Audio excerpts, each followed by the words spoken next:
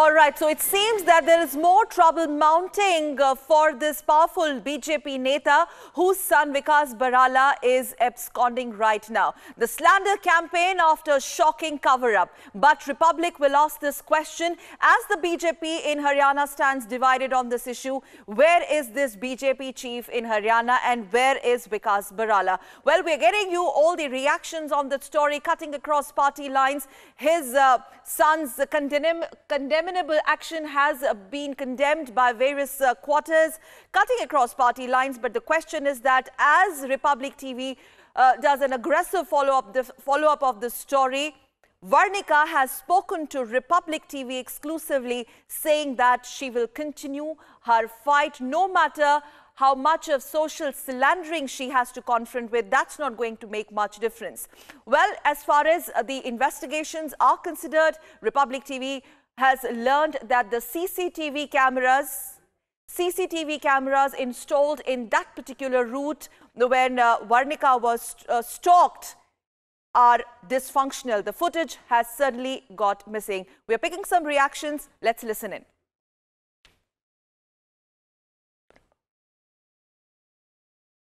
गलत काम हुआ, मैं इसलिए रेजिग्नेशन मांगा कि पार्टी की छवि को बचाए रखने के लिए हमारा नैतिकता के आधार पर हम सिर्फ भाषण न रखें, बेटी बचाओ बेटी पढ़ाओ का, हम सिर्फ उसके ऊपर ये ध्यान रखें कि अगर हमारे किसी परिवार के सदस्य ने कोई गलती की है, हम उसका ध्यान रखते हुए, पार्टी की छवि का ध्यान रखते हुए हमारी नैतिक जिम्मेवारी बनती है कि अगर हमारी कोई गलती है तो वो कानून उसको हमें न्याय देगा और अगर हमारा कोई दोष है तो हमें सजा मिल जाएगी।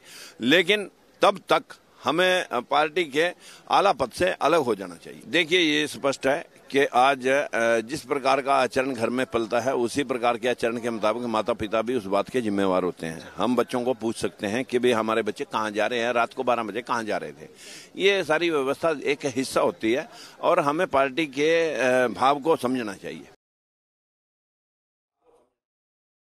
All right, well, it seems that BJP's own house is divided when it comes to demanding resignation from this Neta. The question is that where is Vikas Barala as we speak and where is his powerful father?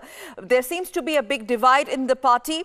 Some of these MPs are demanding the resignation, but Manohar Lal Khattar, the Haryana Chief Minister, is still mum. Although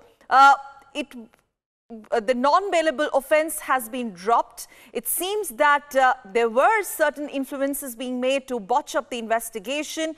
VVIP status considered when he was called for questioning in the police station. There were attempts made to intimidate Varnika and all of that. And what Republic TV has exclusively learned, that the CCTV footage has actually got missing. The CCTV footage, they're saying that those closed circuit cameras were not functional. Now, is this by design or is this by default? Is this just a ploy to cover up the investigations?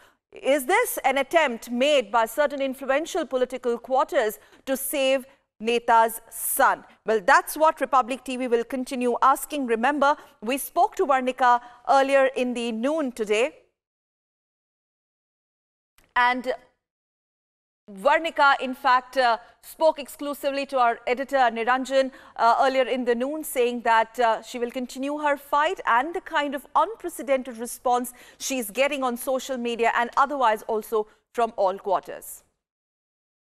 So the question that we ask is, what precedent will victims shaming set for future complainants? If this kind of victim shaming continues, so what's the kind of example that this is going to set? These are the big questions that Republic TV will continue asking as India stands with Varnika to fight this VVIP arrogance. What precedent will victim shaming set for the future complainants? And let's move on to the next big question that we are asking.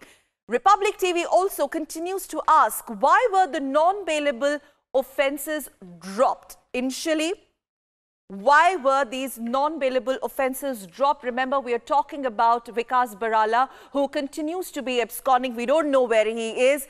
We haven't heard from him, but his VVIP status was considered while these key charges which were clamped against him were dropped immediately. All right, let's move on to the next big question. Who ordered dropping of non-bailable offence from FIR?